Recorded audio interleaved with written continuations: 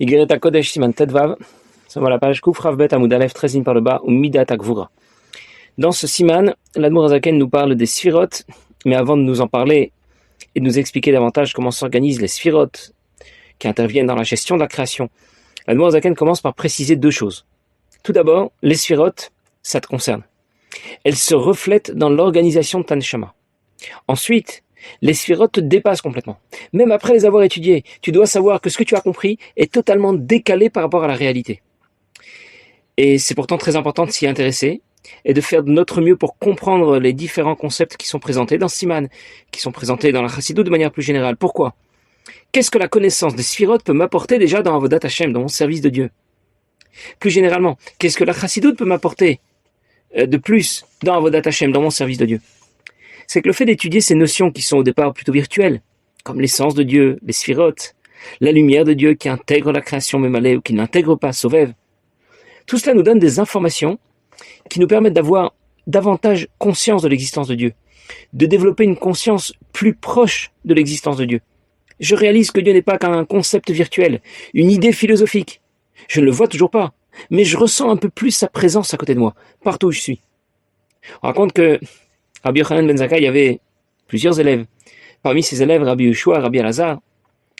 Et juste pour que l'on situe un peu mieux les deux élèves de Rabbi Yochanan ben Zakkai, Rabbi Yehoshua et Rabbi Elazar ont un jour discuté au sujet d'un faux qui était composé de différents éléments et savoir si quelqu'un avait touché une partie de ces éléments. Est-ce que la totalité était devenue impure, n'était pas devenue impure? Bref, il y avait une discussion entre les deux.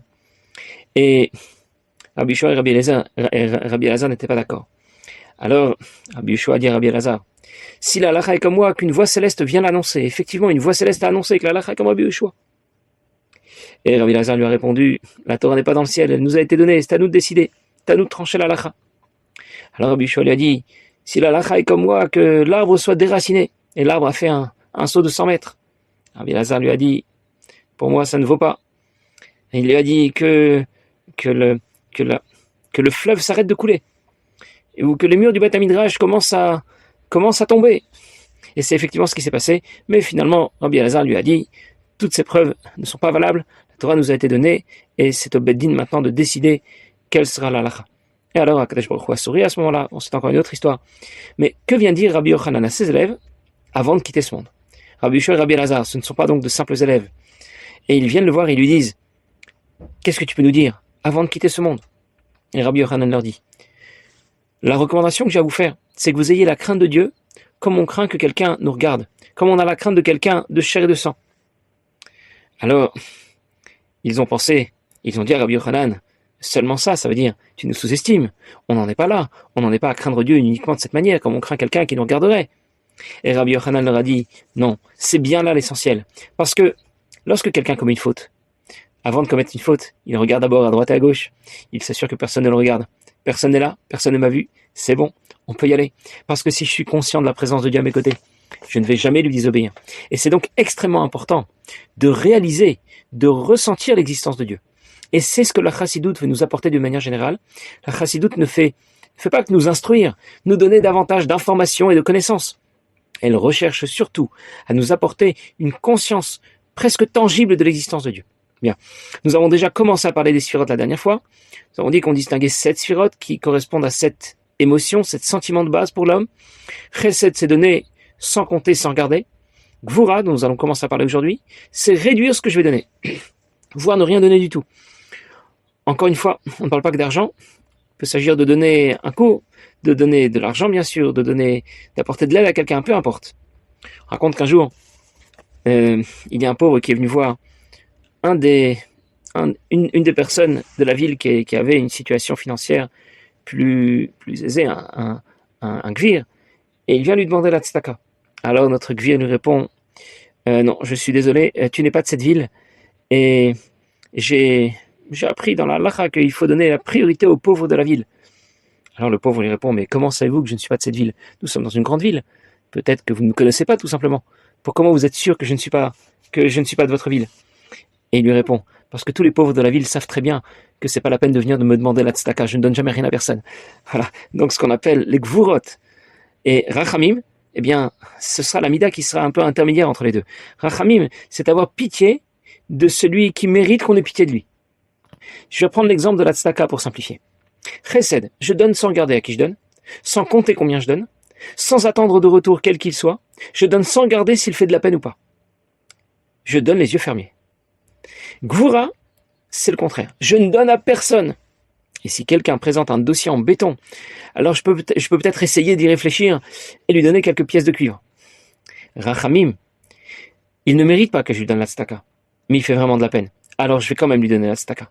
Rachamim est une mida intermédiaire entre Gvura et Chesed. Chesed ne prend pas du tout en compte la situation de celui qui demande la tzedaka. Gvura va examiner attentivement la situation de celui qui demande la tzedaka pour déterminer s'il mérite vraiment que je l'aide. Rachamim, j'ai examiné sa situation. Il ne mérite pas que je l'aide, mais j'ai tout de même de la peine pour lui. Je dois tout de même l'aider. Et ces différentes notions ne sont pas seulement théoriques. La description de ces midot, de ces sentiments, de ces émotions correspond au processus qui se produit en nous quand on sort un billet pour le donner à la tzedaka. Quelqu'un me demande la tzedaka. Chesed intervient. Donne-lui, sans regarder, sans compter. Mais Gvura surgit. Une seconde. Tu as examiné sa situation d'abord. C'est peut-être un voleur. Tu as calculé quel budget tu pouvais consacrer à la tzedaka. Et puis tu as déjà beaucoup dépensé ce mois-ci. Et tu as d'ailleurs donné déjà beaucoup la tzedaka. Ne lui donne rien pour l'instant, on verra plus tard. Rachamim vient trancher. Je ne connais pas sa situation, c'est vrai. Mais je ne peux pas le laisser partir comme ça. Je dois tout de même l'aider. À ce stade, je n'ai encore pas sorti le moindre billet de ma poche. Nous sommes au stade de la prise de décision. Alors nous allons le lire dans les mots. Umidat akvura letzamtzem milashpia kolkar.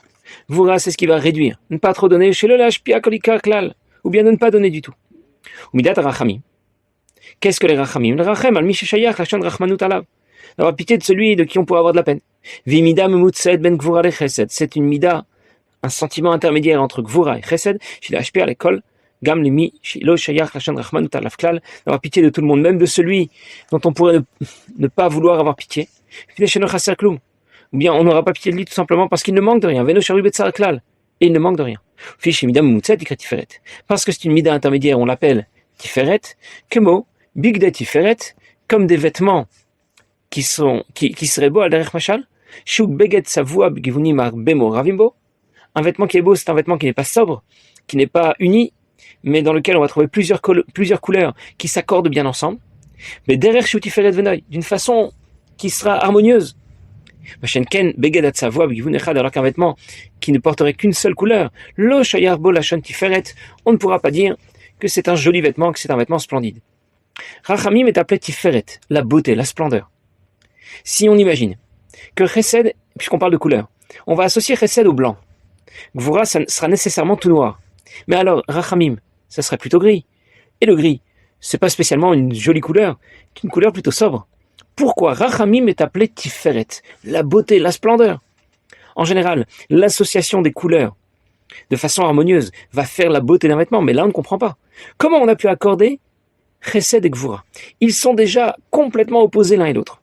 En plus, comment le résultat de cet accord peut donner une couleur magnifique? Père, Tiferet. Et le Rabbi explique dans une sira que Gvura et Chesed peuvent s'accorder parce qu'ils se sont effacés. Le mot-clé, c'est le bitoul. Chesed et Gvura ont effacé leur approche personnelle, leur approche particulière. Ce bitoul sera le réceptacle adéquat qui aspire la Kedusha à son niveau le plus haut. Et c'est pour cette raison que Rachamim s'inscrit dans le schéma des Sphirot sur la ligne du milieu qui transcende tout le système et va se connecter à la dimension la plus haute du divin, qui va rejoindre les éléments que l'on appelle Da'at et Keter. Le pasuk dit dans Ishaya, Ve'alze habit el ani un cheruach. Dieu se tourne vers celui qui est humble, vers celui qui s'efface. Ce bitoul révèle, aspire une lumière supérieure, une gdusha supérieure, Ein Sof qui est infini, et qui va donner à Rachamim sa beauté, père. C'est pour cette raison qu'on l'appelle Tiferet. Le schéma qui est décrit ici, l'Admor Zaken, est celui que l'on trouve systématiquement et qui va mettre son tampon un peu partout, à la fois dans le schéma des Sphirot qui est associé à la Kedusha, pour l'organisation des facultés de l'âme, et pour l'organisation des Klipot qui sont opposés à la Kedusha. Les trois premières Sphirot, trois premières Midot, ont des ramifications vers le haut et vers le bas. À droite, on parlera de Chachan. Ce sont Chochma, les initiales de Chochma, Chesed et Netzach, qui s'inscrivent sur la même ligne à droite. À gauche, on parlera de Baga. Il s'agit de Bina, Gvura et Hod. Ceux qui vont s'inscrire sur la même ligne, à gauche. Les 3 midot suivantes dont nous allons parler dérivent des 3 premières. Netzach, Hod et Yesod dérivent de Chesed, Gvura et Tiferet. Chesed, Gvura et Tiferet dont nous avons parlé, c'est l'étape de la prise de décision. J'ai déjà pris la décision de donner. Il ne le mérite pas vraiment, mais j'ai trop de peine pour lui. Je lui donne quand même. Une fois que la décision est prise, une autre question se pose. Comment procéder? Comment donner? En 4 fois, en 12 fois, en 1 fois? En espèces ou par virement? Je lui achète des œufs ou quelques boîtes de thon peut-être? Aujourd'hui, demain, un autre jour? Je vais plutôt rapporter l'exemple d'un maître qui enseigne à ses élèves. C'est l'exemple qui est souvent rapporté dans la Chassidoute à ce sujet. Il enseigne à ses élèves et il doit leur délivrer un certain enseignement, un daf de Gemara qui est particulièrement difficile et compliqué. Chesed, je vais tout leur expliquer. Cash, je vais tout leur dire. Gvura, mais ils ne sont pas à la hauteur. Ils n'y arriveront jamais. Ils ne vont tout simplement rien comprendre. Il vaut mieux passer à autre chose. Je vais tout simplement rien leur dire. On va sauter ce daf de Gemara. Rachamim, je ne peux quand même pas les laisser partir sans avoir au moins un peu évoqué le sujet. Je vais tout de même leur en parler. La décision a été prise. Bien. Maintenant, il faut encore préciser certaines choses. Je vais leur enseigner ce daf de Gemara, très bien. Intégralement ou en partie seulement, avec ou sans les rachis, avec certains Tosfot, peut-être pas celui-là parce qu'il est trop long et trop difficile. Nous sommes à cette étape, Netzach, Hod et Yesod, nous sommes toujours à l'étape de la décision. Le maître n'a encore pas ouvert la bouche. Il n'a encore rien dit à ses élèves. Il est penché sur sa Gemara, il réfléchit. Chesed Gvura Tiferet, je dois leur enseigner ce Hamoud de Gemara. C'est trop difficile pour eux, mais je vais tout de même aborder le sujet. Comment je vais m'y prendre? Netzach Ve'od. On se dirige déjà vers la finalité du processus. Le Rav n'a pas encore parlé à ses élèves. Je n'ai encore pas bougé la main pour tirer un billet de ma poche et le remettre à un pauvre. Mais on se dirige déjà dans cette direction. On s'oriente déjà dans cette direction pour décider de quelle façon procéder. Alors dans les mots. Lorsque on se dirige vers le geste concret, lorsque vraiment le maître va délivrer son enseignement, ou quelqu'un va donner concrètement la tzedaka, il faut encore prendre conseil, ça veut dire décider, savoir comment lui donner pour qu'il puisse le recevoir. Nous, Zaken prend l'exemple de quelqu'un qui va enseigner à son fils. Parce que un père a naturellement plus de motivation pour enseigner la Torah à son fils qu'un maître n'aura de motivation pour enseigner la Torah à ses élèves. S'il lui dit exactement ce qu'il sait, comme il le sait, le Yochalaben Lavin ou le Kabel, bien son fils ne pourra pas l'entendre, il ne pourra pas le comprendre. Il va devoir lui expliquer cela de façon avec un certain seder, ça veut dire procéder par étapes. D'abord faire une introduction, une autre introduction, ensuite il pourra lui en parler davantage. D'avoir dibur alofnav meat meat et avancer progressivement. Ou frinat et sazo nikret netzarveot, c'est ce qu'on appelle netzarveot shen klayot yoatzot. On les compare aux reins. Vegamen tren bein amvash les mazera sont aussi les 2 organes qui permettent la maturation des cellules impliquées dans la procréation. Chez Atipanim shechet ma'amoar. Il formera cette goutte qui au départ provenait des cellules du cerveau de son père. Il s'agit de la sagesse qui vient du père, qu'il veut transmettre à son fils. Il ne peut pas lui transmettre directement tel quel. Les cellules du cerveau ne peuvent pas être utilisées dans le processus de la procréation.